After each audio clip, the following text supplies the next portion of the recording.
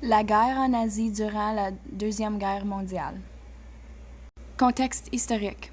Avant la guerre, les tensions montaient entre le Japon expansionniste et les puissances alliées. L'attaque de Pearl Harbor en 1941 a déclenché un conflit qui allait embarrasser toute la région du Pacifique.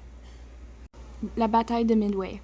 La bataille de Midway a été un tournant majeur marquant la première défaite majeure du Japon. La victoire des États-Unis a changé le cours de la guerre dans le Pacifique. La bataille de Midway en juin 1942 fut une victoire cruciale pour les États-Unis pendant la Seconde Guerre mondiale. Les forces américaines, sous le commandant de l'admiral Nimitz, ont exploité avec succès les renseignements décryptés pour anticiper les mouvements japonais. Les attaques aériennes américaines ont infligé des pertes dévastatrices aux porte-avions japonais, changeant le cours de la guerre dans le Pacifique et marquant un tournant décisif contre l'expansionnisme japonais. L'occupation japonaise. Après une série de victoires, le Japon a occupé de vastes territoires en Asie du Sud-Est, provoquant des souffrances et des résistances intenses de la part des populations locales. La bataille d'Okinawa. La bataille d'Okinawa d'avril à juin 1945 a été un affrontement clé vers la fin de la Seconde Guerre mondiale. Les forces américaines ont affronté les Japonais pour établir une base stratégique en vue d'une invasion du Japon. Les combats intenses ont été marqués par l'utilisation des tactiques kamikazes, bien que les Américains étaient émergés victorieux.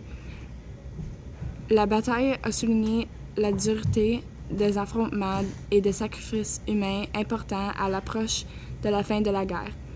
La bataille d'Okinawa a été l'une des plus sanglantes de la guerre du Pacifique, marquée par des combats acharnés et des pertes humaines massives des deux côtés. Bombardement atomique. Les bombardements atomiques d'Hiroshima le 6 août 1945 et de Nagasaki le 9 août 1945 furent les moments décisifs de la fin de la Seconde Guerre mondiale. Ces attaques, menées par les États-Unis, ont entraîné des pertes massives de vies civiles et ont été les premières utilisations de l'arme atomique en temps de guerre. Les deux villes ont été gravement dévastées, provoquant la capitulation du Japon le 15 août 1945. Les bombardements atomiques de Hiroshima et Nagasaki ont mis fin de manière abrupte à la guerre du Pacifique, mais ont laissé des cicatrices profondes dans l'histoire et la mémoire collective. Conséquences historiques. La guerre du Pacifique a redessiné la carte politique de la région, marquant la montée en puissance des États-Unis et la colonisation de nombreux territoires en Asie.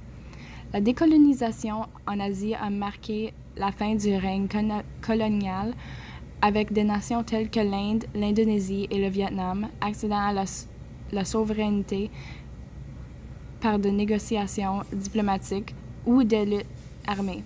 Ce processus a redéfini les dynamiques politiques et façonné un nouveau paysage géopolitique post-Seconde Guerre mondiale dans la région asiatique. Héritage et mémoire. La guerre du Pacifique a laissé un héritage complexe, mêlant souffrance incommensurable et actes héroïques.